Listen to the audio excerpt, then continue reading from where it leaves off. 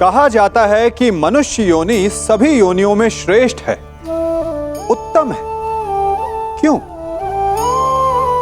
क्योंकि वो बातें कर सकता है, विचार कर सकता है, या वो आविष्कार कर सकता है, अद्भुत यंत्र बना सकता है। नहीं, क्योंकि मनुष्य के भीतर करुणा, चेतना और सद्भाव वास करते हैं। सामान्यतः हर प्राणी योनियों की 4 उद्देश्य होते हैं: सोना, अपनी भूख मिटाना, अपना क्षेत्र बनाना और संतान की उत्पत्ति करना। किंतु मनुष्य योनि श्रेष्ठ इसलिए है क्योंकि अपनी भूख मिटाने के साथ साथ वो प्रयास करता है कि औरों की भूख भी मिटे, सब लोग मिलजुल कर विकास करें। वो समष्टि के लिए सोचता है।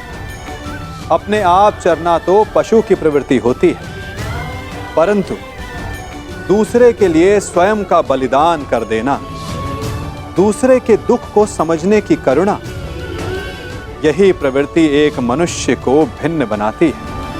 जिस दिन मनुष्य के भीतर करुणा लुप्त हो जाएगी, उस दिन वो मनुष्य सामान्य पशु बनकर रह जाएगा। ओम नमः शिवाय।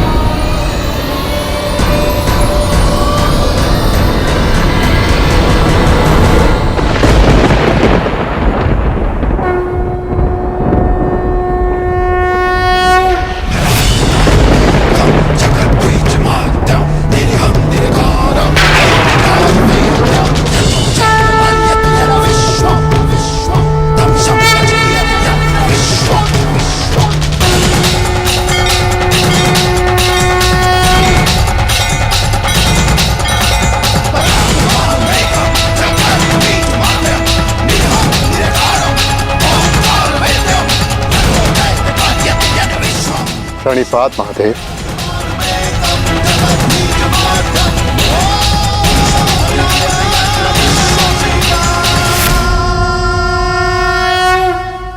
तपस्या तो सभी करते हैं, परंतु अपने कर्म में रत रहकर भी जो ईष्ट का स्मरण करे वही वास्तविक तपस्वी है। युधिष्ठिर, तुम सबने एक क्षण भी मेरा ध्यान नहीं त्यागा। मैं प्रसन्न हुआ। यहाँ पृथ्वी का छोर आ गया है पांडुपुत्रों। इससे आगे का मार्ग इहलोक को जाता है।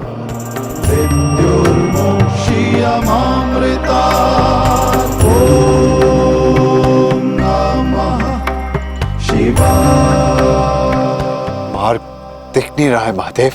क्योंकि इस मार्ग पर चलने का मूल्य चुकाना पड़ता है, जो सरल नहीं।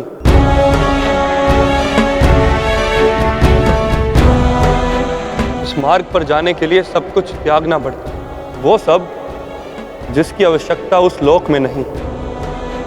हर भाव, हर गुण, हर अवगुण, हर शक्ति, सब कुछ त्यागना होगा।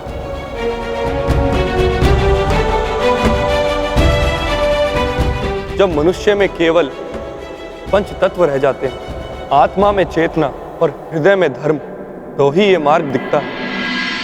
मैं समझ गया महादेव, मैं समझ गया।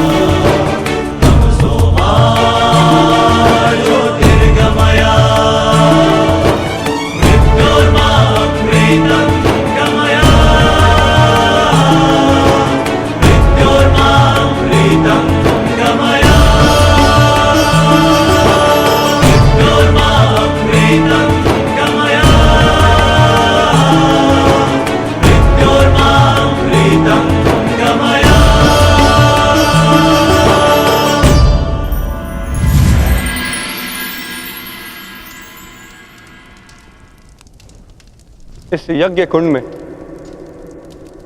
अपना हर भाव, हर शक्ति समर्पित कर दो पांडुपुत्रों।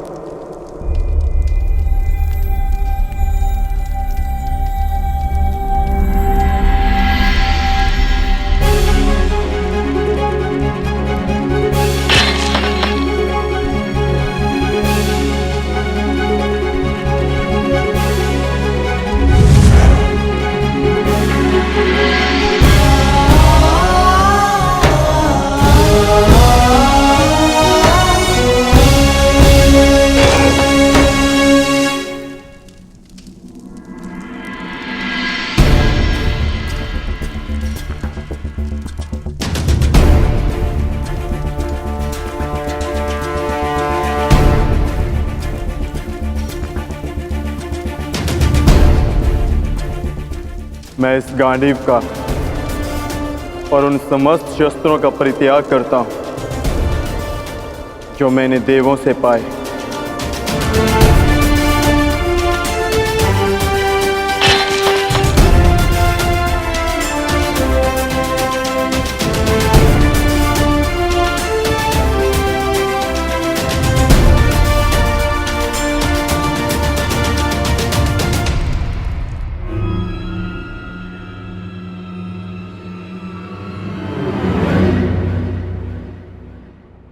ज्येष्ठ, मार्ग तो अभी भी प्रकट नहीं हुआ।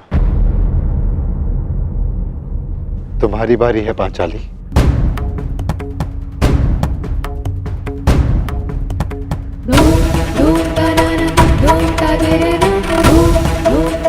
ना ही मेरे पास कोई अस्त्र है और ना ही कोई शस्त्र,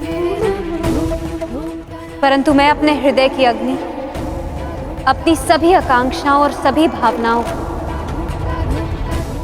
इस पवित्र अग्निकुंड में समर्पित करती हूँ।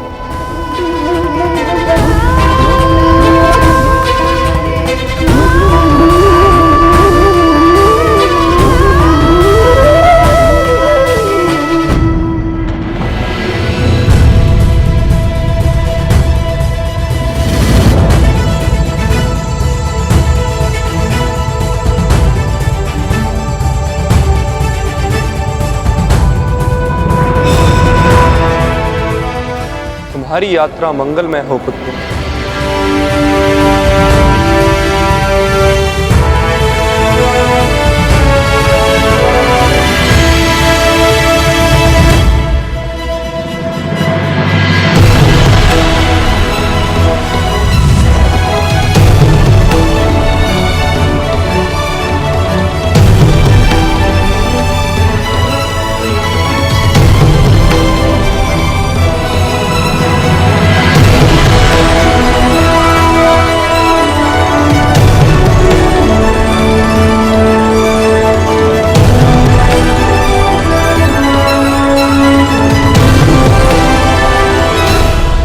ये क्या कर रहे हैं ज्येष्ठ?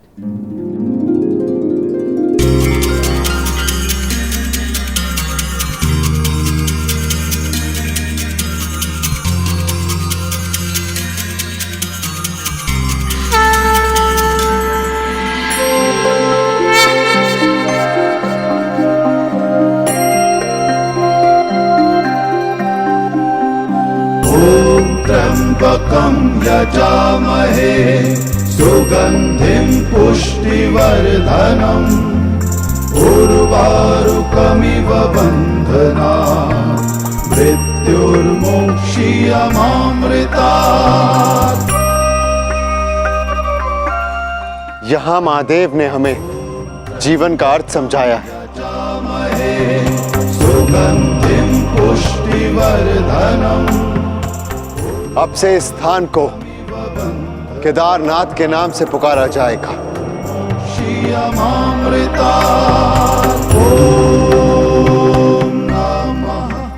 जो भी यहाँ आकर दर्शन करके अपनी भावनाओं और कामनाओं का त्याग करेगा उसे देवलोक का मार्ग प्राप्त होगा। शिवा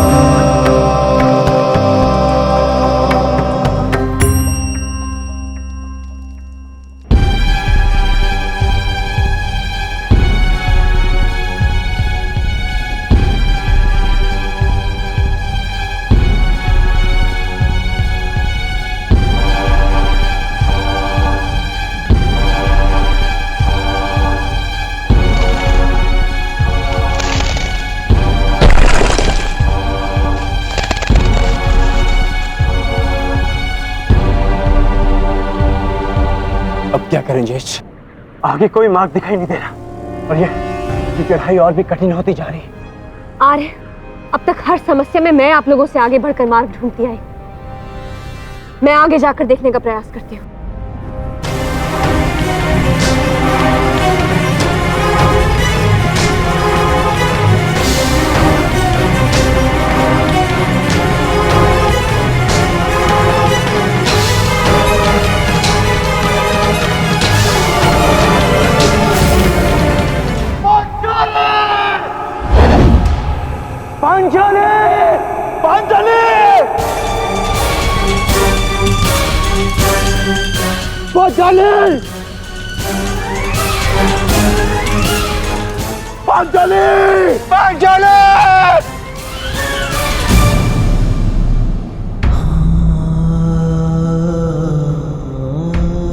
ये क्या हो गया ज्येष्ठ? पांचाली सदैव के लिए हमें छोड़कर चली गई।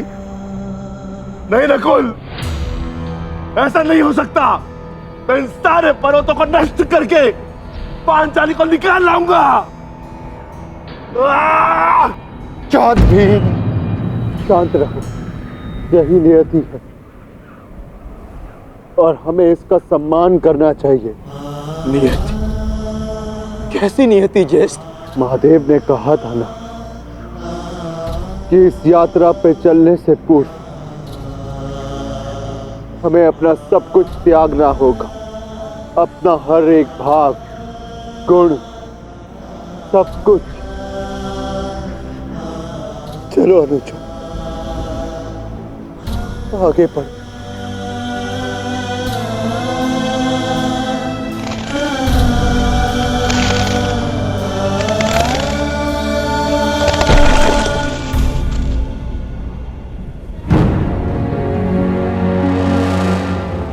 देखिए ज्येष्ठ, कितना सुंदर पुष्प है। मैं इसे अभी लेकर आता हूं। नकुल, नकुल रुक जाओ, आगे खाई है। तुम्हें दृष्टि भ्रम हुआ है, वहां कोई पुष्प नहीं है। ज्येष्ठ, आप इसे नहीं देख पा रहे हैं, बिल्कुल निकट से इसे मैं देख पा रहा हूं। नकुल!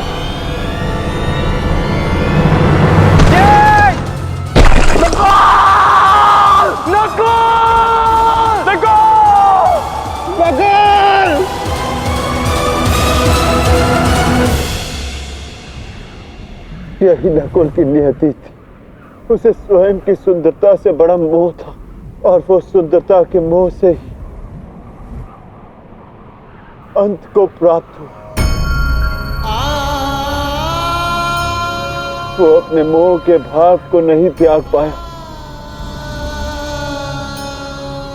और इसी कारण उसका अंत हुआ। आगे बढ़वा अनुजा, यात्रा भी शेष है।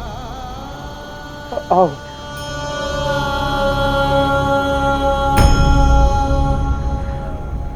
आओ अनुजा।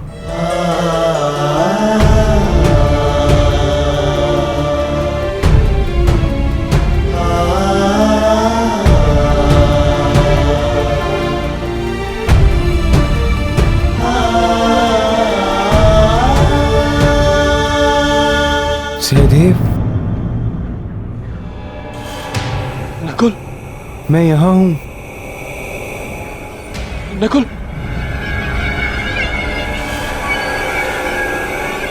सहदेव, रुक क्यों गए? आगे बढ़ो, मुझे तुम्हारी आवश्यकता है। ज्येष्ठ, नकुल जीवित है।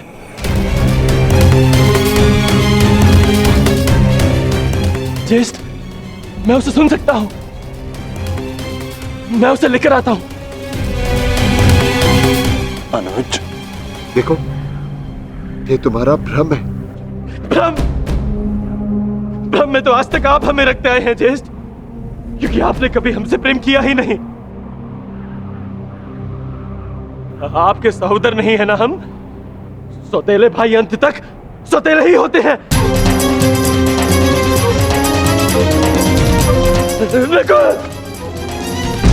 ये क्या प्रलाप है? ये क्या कह रहे हो तुम? सत्य कह रहा हूं। आपको नकुल के जाने का कोई दुख नहीं। क्योंकि मैं और वो आपके सगे भाई नहीं है। नहीं सहदेव, ये क्या? किंतु वो मेरा सगा भाई है और उसके बिना मैं यहाँ से नहीं जाऊंगा। नहीं सहदेव, नहीं, कुछ नहीं है। नहीं चाहिए, नहीं चाहिए आपकी सहायता। सहदेव, आप तीनों तो चाहते ही नहीं कि वो बचे। नहीं, मैं अपने भाई को स्वयं बचाऊंगा। सहदेव, सहदेव, सहदेव!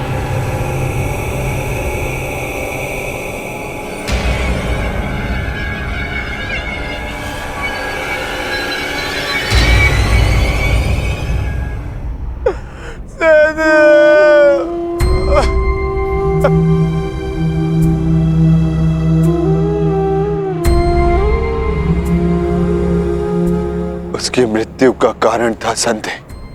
वो अपने मन से संदेह को नहीं त्याग पाया और नकुल के संसार से जाने के पश्चात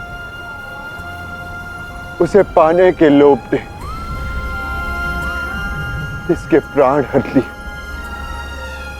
आगे बढ़ो, जाना सबको वही है।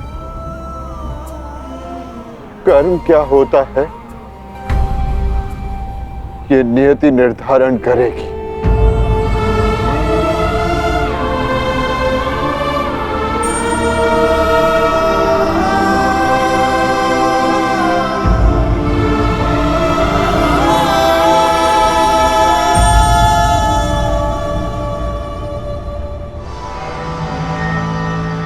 ज्येष्ठ,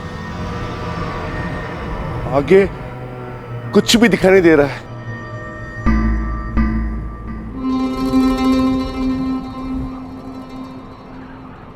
अब आगे का मार्गदर्शन मैं कराऊंगा। जिस प्रकार महाभारत में आगे रहकर सबके लिए मार्ग मैंने बनाया, यहां भी मार्ग मैं ही बनाऊंगा।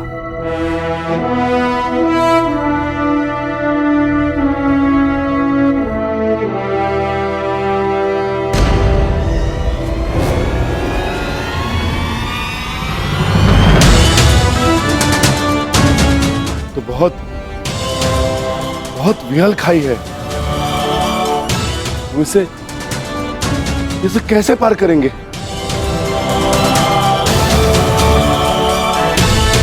इसे पार करना कौन सी बड़ी बात है भ्राताश्री। गांडीव नहीं, परंतु आचार्य द्रोण की शिक्षा तो है मेरे पास।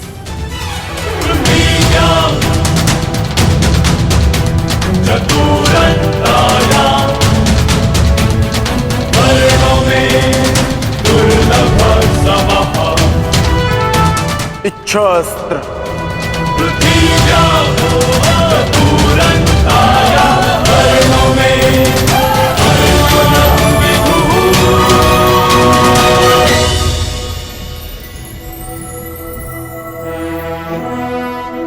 पार जाने का प्रबंध हो गया है ज्येष्ठ। आगे बढ़े।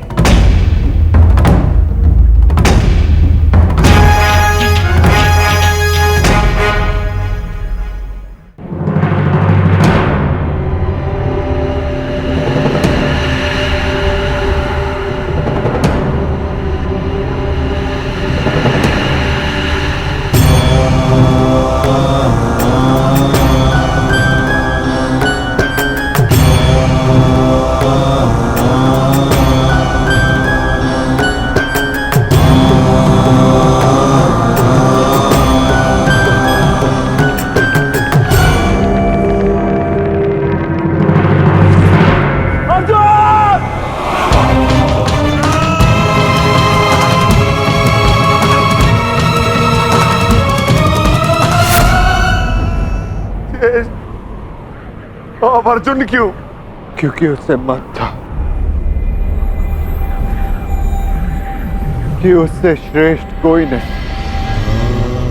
केदारनाथ में वो अपने मत को नहीं त्याग पाया, इसीलिए वो अंत को प्राप्त हुआ। आगे बढ़ो अनुज, यात्रा शेष है। बस बहुत हो गया ज्येष्ठ। मार्ग काय ढूंढते हैं? मैं पवन पुत्र हूँ, श्री हनुमान का अनुज हूँ। मैं अपने स्वयं के बल से मार्ग बनाऊंगा, नष्ट कर दूंगा इन सारे पर्वतों को।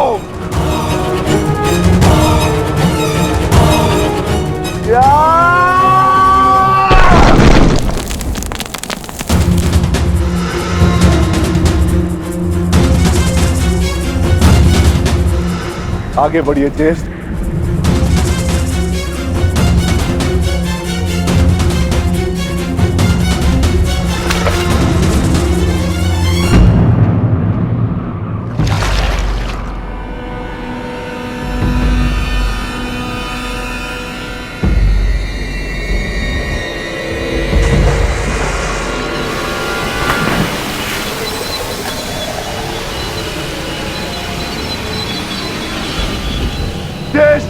मुझे बचाइए।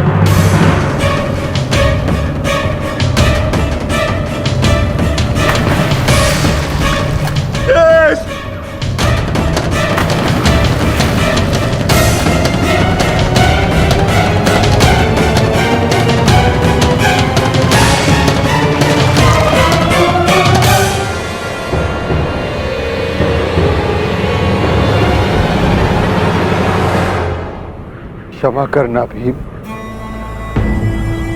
तुम महाबली पवन पुत्र भीम हो, अपनी सहायता करने में सक्षम हो, परंतु ये भोला कुकुर अपनी सहायता नहीं कर सकता, इसीलिए मैंने इसे बचाया। मैं समझ गया ज्येष्ठ, मेरा अंत आ गया है, परंतु इससे पूर्व मैं अपने अंत का कारण जानना चाहता हूं। ज्येष्ठ बताइए। क्रोध, तुम्हारा क्रोध भयंकर था विक्रोधन। तुमने क्रोध में उनके भी प्राण लिए जिन्होंने कोई दोष नहीं किया था, और आज तुम्हारे अंत का कारण क्रोध ही है। तुम्हें शांति मिले अनुज। धर्मं च लोभं च मोहं च समस्थितः युध्याधमान अहंकारा जगो धर्मस्ततो जयः।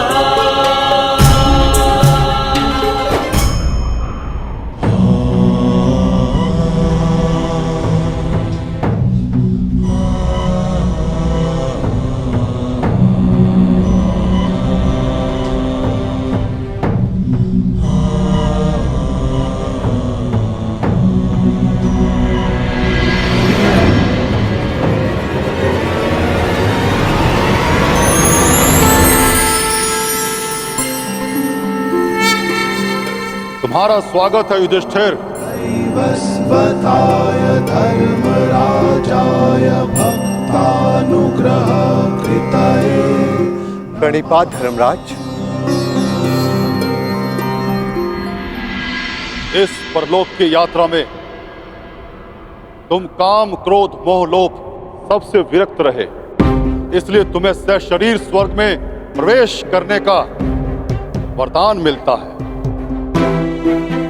तुम्हारे भाई और पत्नी अपने गुण अवगुण शक्ति का मत नहीं छोड़ पाए, इसलिए वो यहां तक पहुंचने में असक्षम रहे। एक सीख है युधिष्ठिर कि अपना परम स्थान पाने के लिए सब कुछ त्यागना पड़ता है। आओ भीतर चले आओ।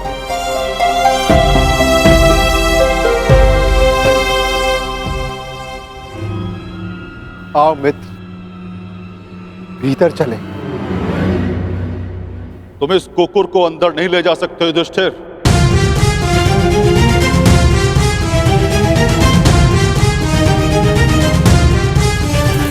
क्षमा कीजिएगा धर्मराज, परंतु जिन कठिनाइयों से जिस प्रकार मैंने इस यात्रा को पूर्ण किया है, उसी प्रकार इस कुकुर ने भी इस यात्रा को पूर्ण किया और हर यात्री को लक्ष्य तक पहुंचने का फल अवश्य मिलना चाहिए। मैं इस कुकुर को छोड़कर नहीं जाऊंगा। जो अंत तक साथ दे वही धर्म है, और इस नाते ये कुकुर मेरा धर्म है। मैं युधिष्ठिर अपने धर्म को त्याग कर स्वर्ग की कामना भी नहीं कर सकता धर्मराज। आप आज्ञा दें, मैं लौट जाऊंगा।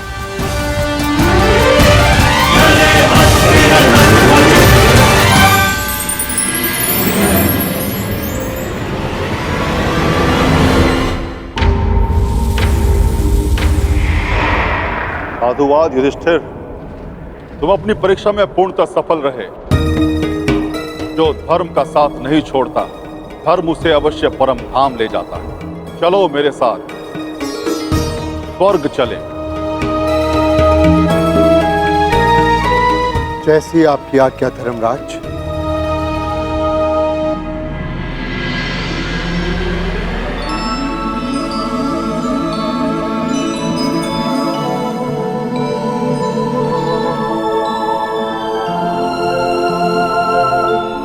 आओ युधिष्ठिर आओ। इस स्वर्ग में तुम्हारा स्वागत है।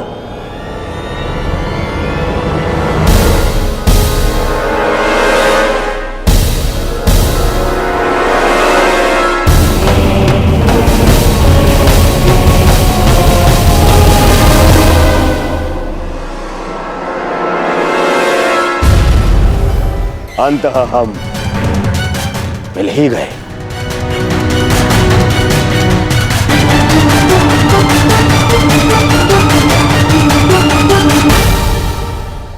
अरे किंतु तुम अकेले क्यों आए?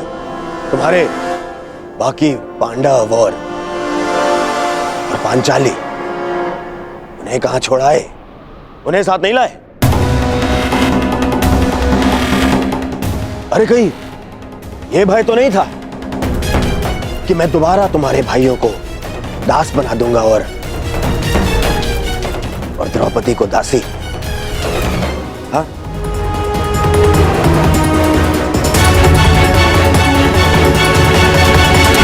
ये सब यहां क्यों धर्मराज? ये यहां इसलिए क्योंकि इन्हें युद्ध में वीरगति प्राप्त हुई थी।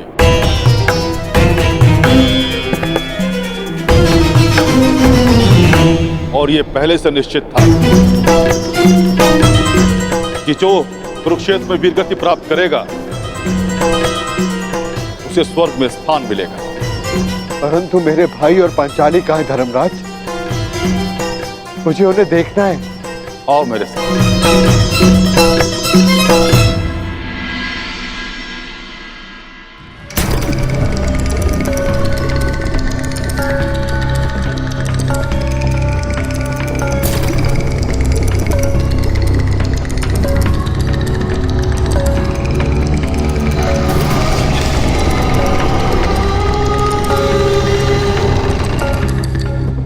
ये सब क्या है धर्मराज?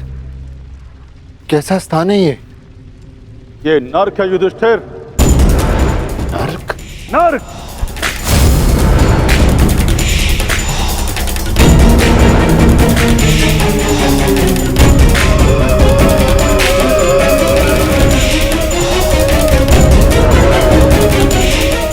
किंतु आप मुझे यहाँ क्यों लाए? चलिए। रुकिए सम्राट युधिष्ठिर! हमें छोड़कर मत जाइए। आपकी देह को छूकर जो वायु आ रही है उससे हमारा मन तृप्त हो रहा है। ये किनका स्वर है धर्मराज? उनका, जिन्हें अपने अपने कर्मों का दंड मिल रहा है।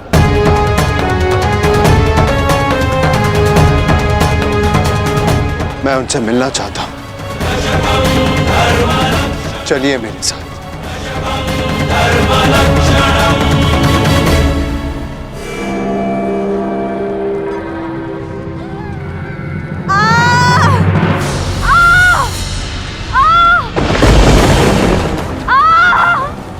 ये अन्याय है धर्मराज। पांचाली ने पाप नहीं किया था, उसके साथ पाप हुआ था। नहीं धर्मराज, तुम भूल रहे हो। पांचाली ने दुर्योधन का अपमान किया राजसूय यज्ञ में। अंधे का पुत्र अंधा, परंतु उसने दुर्योधन के साथ साथ धृतराष्ट्र का भी उपहास उड़ाया था। हर क्षेत्र में निपुण होने के पश्चात भी और स्वयंवर में बुलाए जाने के पश्चात भी कर्ण को अस्वीकार कर दिया। ये शरसंधान नहीं होगा, क्योंकि मैं एक सूत पुत्र से विवाह नहीं करूंगी। ये वही दर्प की अग्नि है जो इसे जला रही है।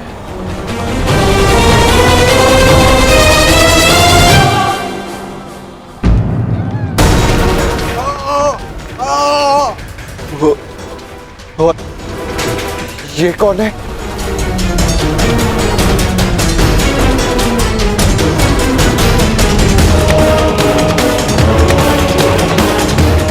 अपना बचपन स्मरण करो युधिष्ठिर, और स्मरण करो धनुर्विद्या के महारथी बालक का, जिसने अभ्यास में विघ्न डालने वाले श्वान का मुख बाणों से भर दिया था।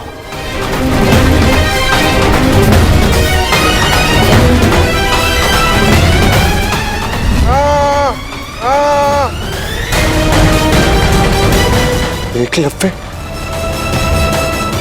परंतु ये एकलव्य नहीं, ये वो है जिसके कारण एकलव्य को धनुर्विद्या का त्याग करना पड़ा और अपने अंगूठे का भी त्याग करना पड़ा।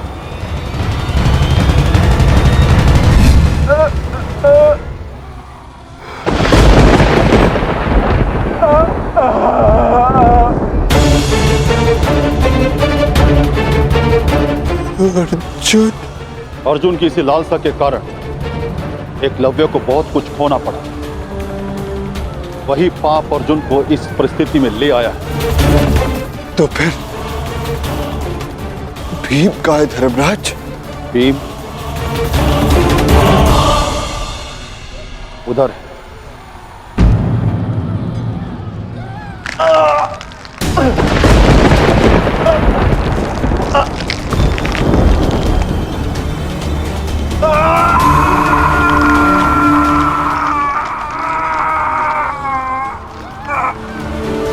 भीम की ये दशा क्यों धर्मराज? भीम ने किस प्रकार अनीति से जरासंध को मारा था।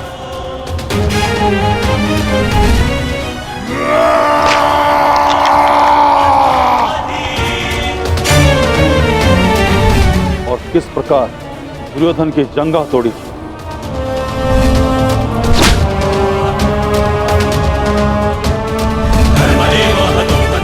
अपने प्रतिशोध के चलते किस तरह से भी मनुष्यता त्याग बैठा और रक्त पिपासु बन गए। धर्म की स्थापना के लिए कभी कभी वध आवश्यक हो जाता है, परंतु बर्बर बनना उचित नहीं। भीम को उसकी बर्बरता का दंड मिल रहा है। क्या नकुल सहदेव को नहीं देखना चाहोगे?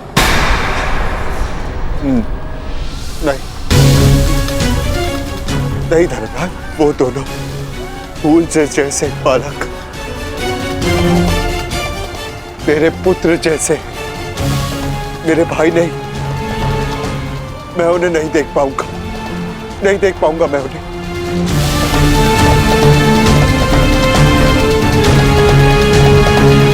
तो स्वर्ग चलें युधिष्ठिर?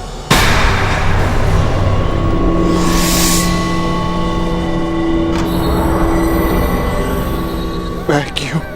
क्योंकि तुम अकेले अपने भ्राताओं में निष्पाप हो, इसलिए तुम्हें स्वर्ग में स्थान मिला।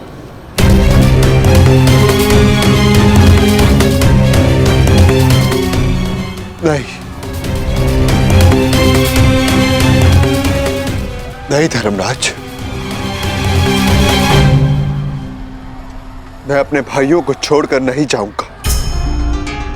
यदि उन्होंने कोई अनीति की है तो उसका कारण मैं हूं। एक ज्येष्ठ होने के नाते मेरा कर्तव्य था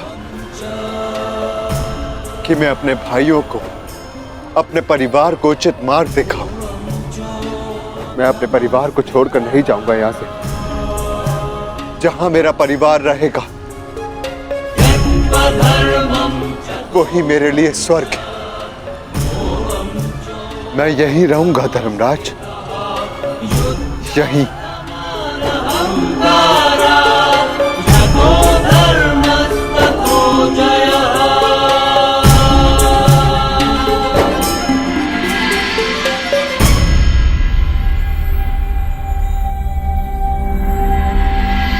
अद्भुत युधिष्ठिर, अद्भुत। तुम्हारे कर्मों में केवल एक पाप था धर्मराज युधिष्ठिर। तुमने अपने गुरु द्रोणाचार्य से अश्वत्थामा के लिए आधा सच कहा, और वो आधा सच पूरे झूठ से बढ़कर था। इसलिए तुम्हें ये यातना दी गई। तुम्हारे सभी भ्राता और समस्त परिवार वहां है, स्वर्ग में, तुम्हारे स्वागत के लिए।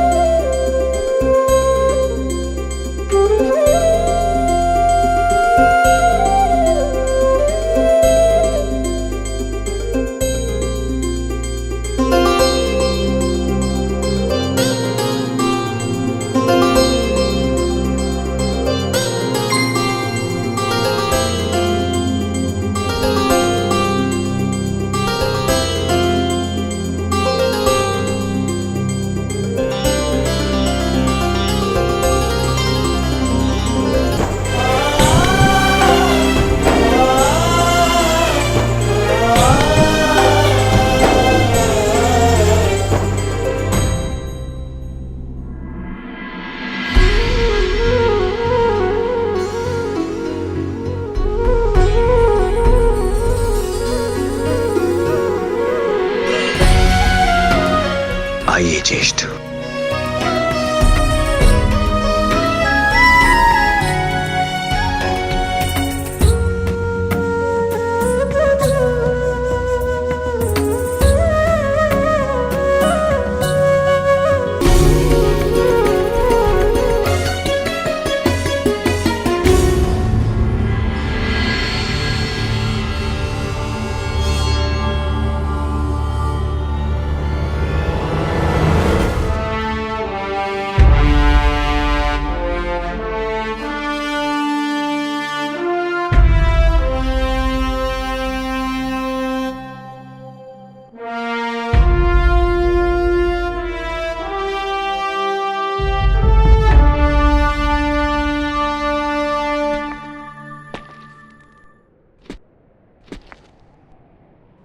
दिव्य दृष्टि से बाण शक्ति से जीते ये सारा रण।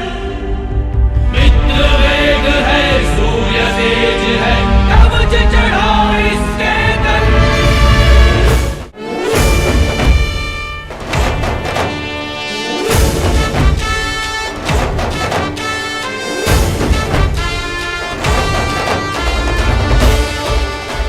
ज्येष्ठ,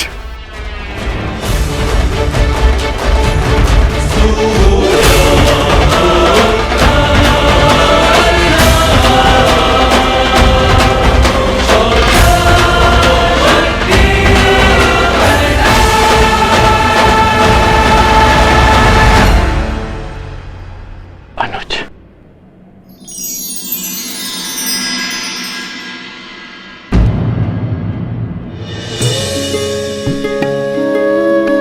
माधव,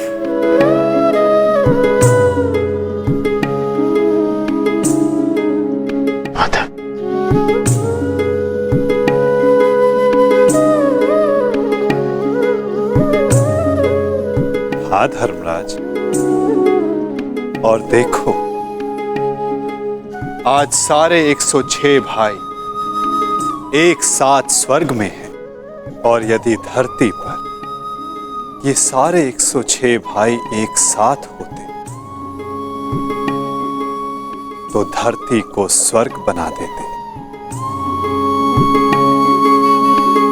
युद्ध सदैव अंतिम प्रयास होता है, प्रथम प्रयास सदैव प्रेम होता है। प्रेम से संब्रह्म जन्म लेता है और संब्रह्म से आदर, आदर से करुणा, और जब मनुष्य में करुणा होती है तो वो एक दूसरे की आवश्यकताएं समझता है, उसकी पीड़ा समझता है, उसके निर्णयों का सम्मान करता है। और जहां एक दूसरे के लिए सम्मान हो, वहां युद्ध के लिए कोई स्थान नहीं होता।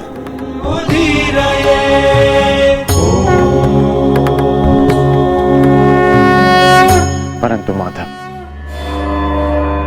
धरा को आपकी कमी अवश्य अनुभव होगी।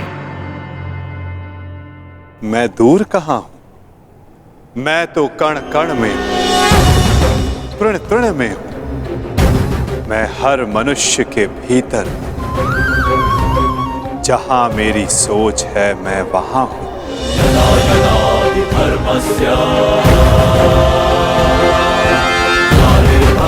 भारत